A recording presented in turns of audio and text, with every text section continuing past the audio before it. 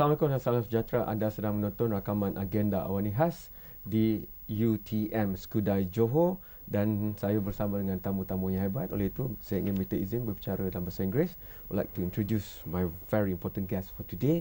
Of course, always and closest to me will always be Datuk Seri Engineer Dr. Zaini in the capacity which I want to put today, because we've just had our budget, we've had our GSAC in New York. So I want to look at the role of R&D and higher institution of learning into making progress for the nation and giving more wealth creation to all of us. So Datuk Seri Zaini will be helming the overview from the country, but because he always go outside and meet great people from Europe right up until America, so he has brought one very important guest for me to interview, which I will not get on my own, because she's very highly sought after, Professor Alice Gast, from President of Imperial College London.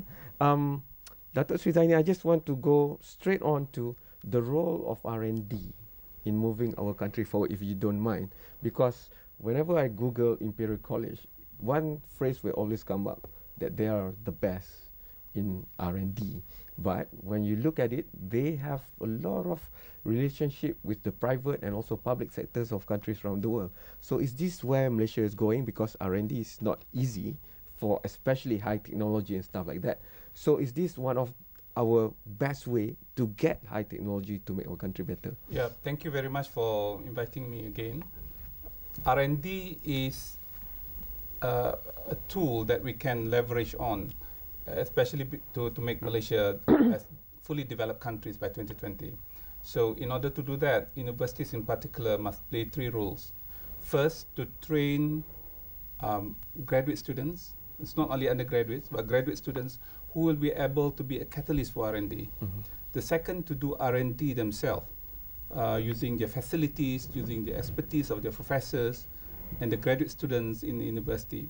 And the third is to leverage on the intellectual property, on the knowledge that they have developed through research, development, innovation, and consultancy. So in the past, when we talk about R&D, we forgot one major portion, which is consultancy or advisory. We found that many Malaysian universities, research universities in particular, they are very much engaged with a kind of research, but in the context of industry in Malaysia, they don't call it R&D, they call it contract consultancy or advisory work. Then most of these advisory work are not simple, and they can be considered as R&D in many ways. So in our case in Malaysia, when we talk about R&D in the context of 11 Malaysian Plan, there are three components of R&D that we would like to do. One is the academic research. Second is industrial research. And the third is a social innovation that we would like R&D to be marketed, to be embraced by Malaysians at large. So this is where higher education ecosystems needed, not only to develop the technology themselves, but also to become a catalyst. So to go straight away to be globally relevant and to be up there, so we need to look at partners like Imperial College, for example. Yes, Imperial College is a classic, and I think it's an ideal partner for countries like Malaysia. At the moment, we have close to 500 students, Malaysian students at Imperial College. 550. 550 students at Imperial College out of 18,000 students. 15,000, yeah. 15,000 students. Professor Alice Gast, I flung my chemistry, but I'm going to try put it into perspective. I guess wherever we are, yes, we can talk about the R&D, but I want to go back all the way to STEM, because without the basic, there's no point in talking about R&D, because where's the talent going to come from? So how do you look at this link between early education and right up to the kind of talent that you want coming in?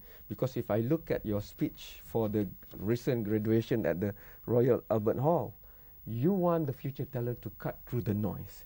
You want them to distinguish the genuine from the false. You want them to solve so many things, some of the problems we don't even know yet, and we don't have any knowledge of it yet. But these are great challenges to put to a group of people where data all over the world are showing that the interest in STEM is going down, not going higher. Well, thank you for having me, and I agree completely with Dr. Zaini that universities have a huge role in society, and they do that through new knowledge and through educating new leaders who will go on to solve many of the problems, as you say, that we haven't even defined yet. At Imperial, we take this very seriously in our graduate and undergraduate and graduate education are very rigorous, very deep, and involve a real research-led environment that has both the chance to explore through new research and the chance to be entrepreneurial, perhaps, and to think about how one can apply what one's discovering to real-world problems.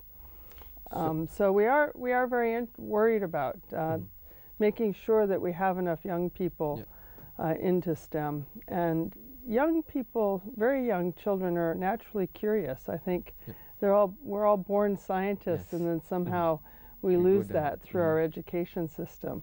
And we do lots of outreach at Imperial. We take advantage of our South Kensington campus and have students come into a Reach Out lab where they can actually do hands-on experiments and get excited about science.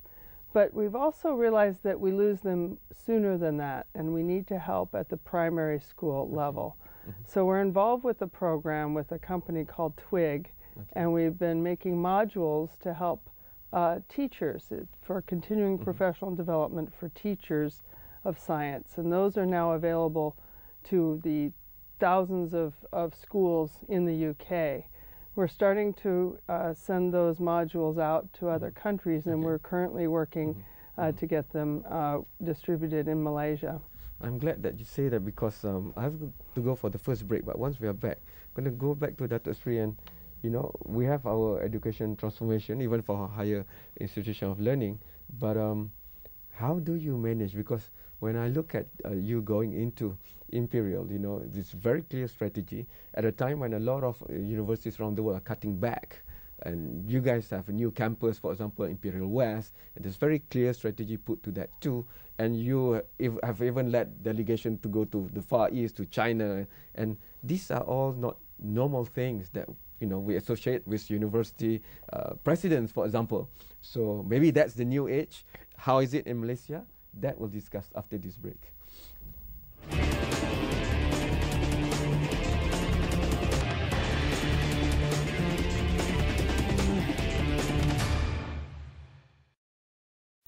You are still watching a very, very specially recorded session of Agenda Awani, off-site in the UTM Skudai. Datuk Sri, the challenges are clear. What we want from the next talents coming through, universities are very clear. But how do we move the governance and transform the governance of universities, leadership and otherwise, with the pressures of cost-cutting, with the pressures of taking on additional burdens to solve society's problem, for example, right now? We launched Higher Education Blueprint in April 2015, so it's about 6 months ago. And the major portion of it is about allowing university to go beyond the existing framework. What I'm very concerned about is financial sustainability and new governance structure.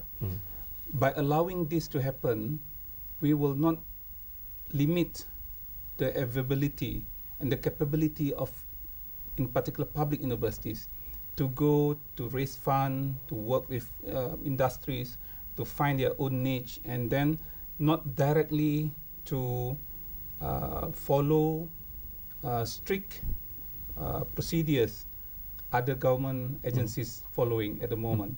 So I think by doing that, university will be more autonomous. At the moment, university are an autonomy organization. But what we would like to do is to go beyond that. It means that they have to think what best they can do financially. Probably the basic foundation of the university in terms of financing will be supported by government for the next years to come. For 2015-16 budget, say for example, we were allocated 13 billion, slightly lower than last year. But I'm stressing here that all the basic necessity for emolument, for utilities, contractual requirements, all paid by government. Yeah. But if they want to go further, they want to, say, for example, to have a new campus, a new accommodation, a new laboratories, they can work together with industries. And our industries, at the same time, must think of university as an opportunity for them to work with.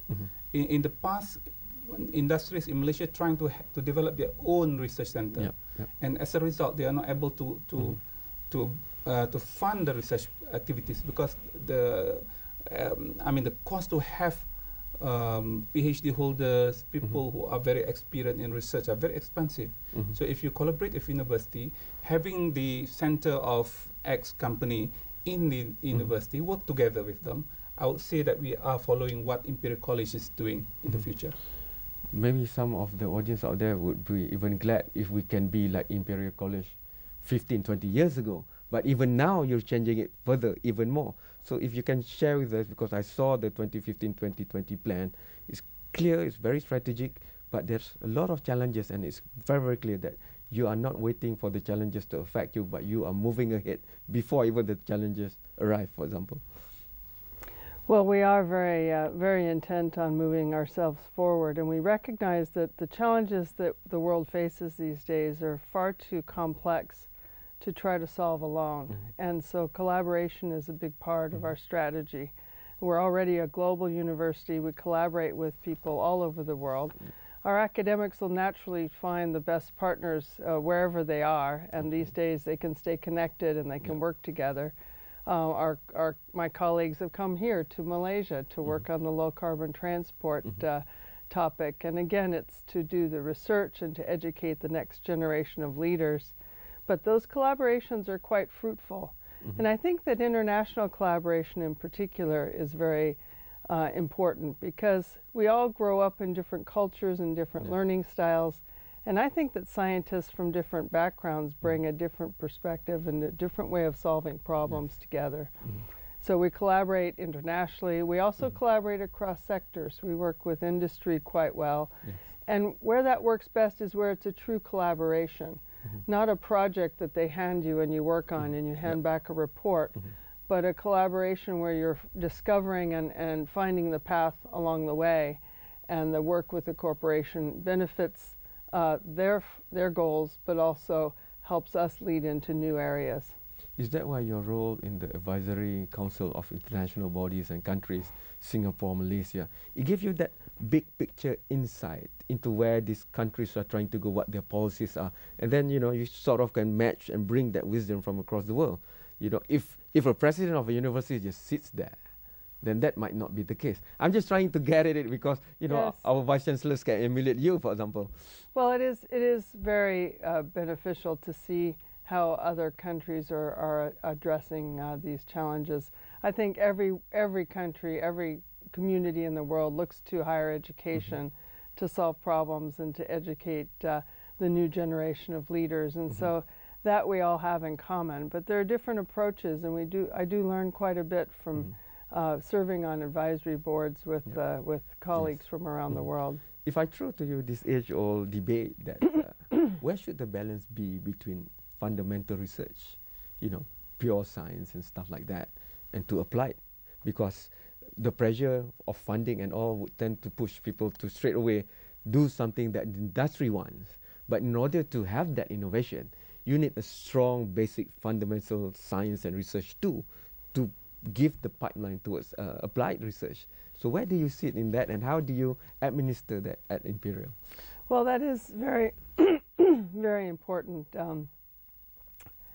I think that one has to have patience, and it's hard to find funding these days that isn't looking for an immediate impact and an immediate result. Yes. But it's absolutely true that the true innovations, the truly new things that have changed the world, that have helped companies move into new areas, are from more fundamental questions and more fundamental research.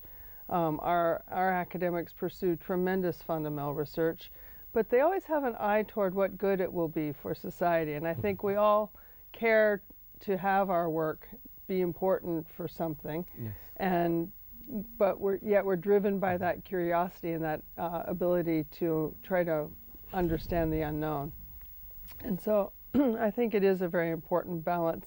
I think you'll find even some corporations wanting to seed some fundamental research because they know it'll be important for the long term. Okay, I have to go for the last break, but once you are back, I would like to tap further into that fundamental versus applied thing, because it's easier for the developed nation because there's so many things that have been covered over the last few hundred years. Even Imperial, I think, is about, what, 108 years old as compared to maybe our universities that's much younger. But if we are a developing nation, then we really have to choose where we want to invest in. And that I'll go back also to Datuk Sri. What's the plan starting from RMK 11 onwards on that after this short break.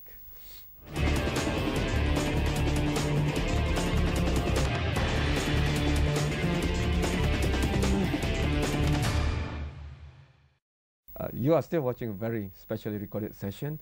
I have two of the most important academic presence here in this studio, one from the east and one from the west, and it's complete for the whole wide world.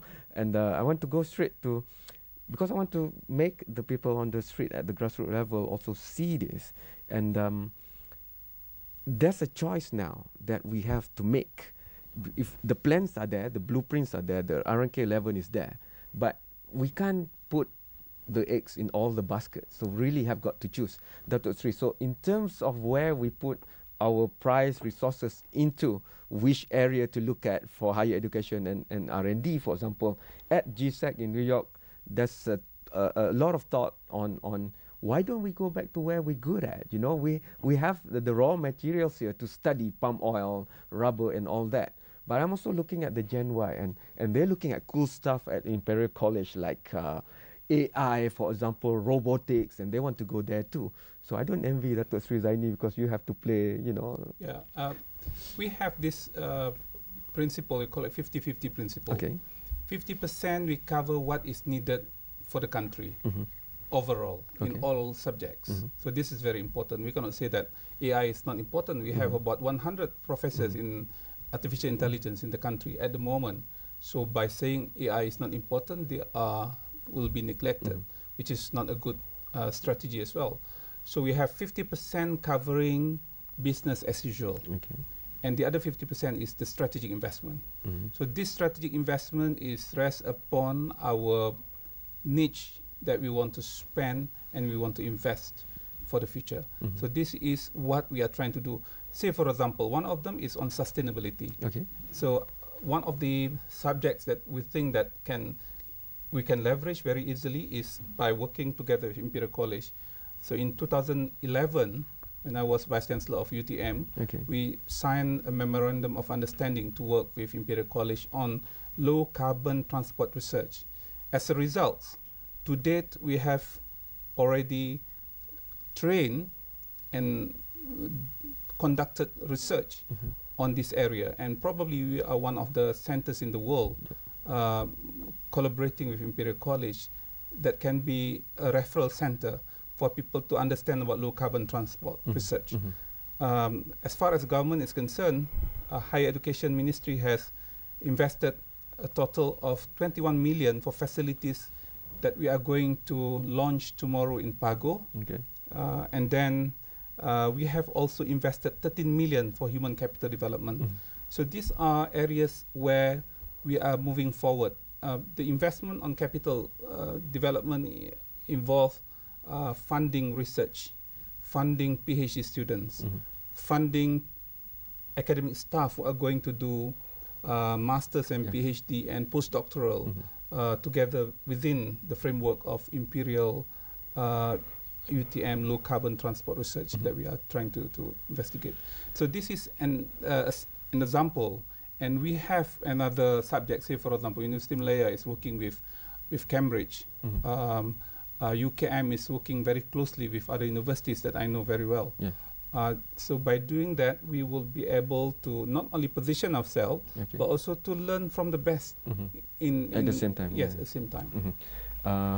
Professor Alice, if I can put it in a coin, for example, Imperial College looks at its strength and of history and fundamental where it has been good at. but it's also now talking about new areas like AI, automation, robotics and stuff.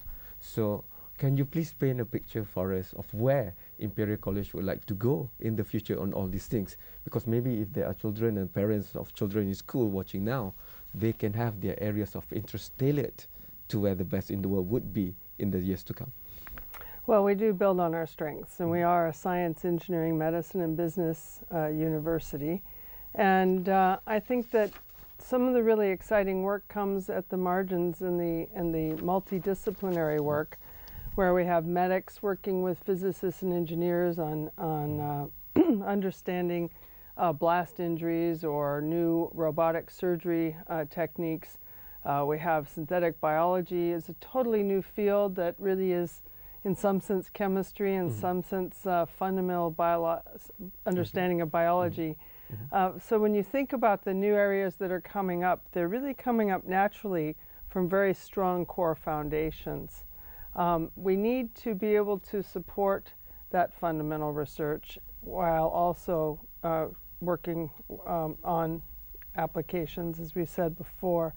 And one way we do it is by focusing on our strengths. Another is through a really wonderful program of focusing on great young talent. And we fund the Junior Research Fellows, who are young investigators who will get 3 years of funding to do whatever research they want to and not be limited to only what they can apply for in grants.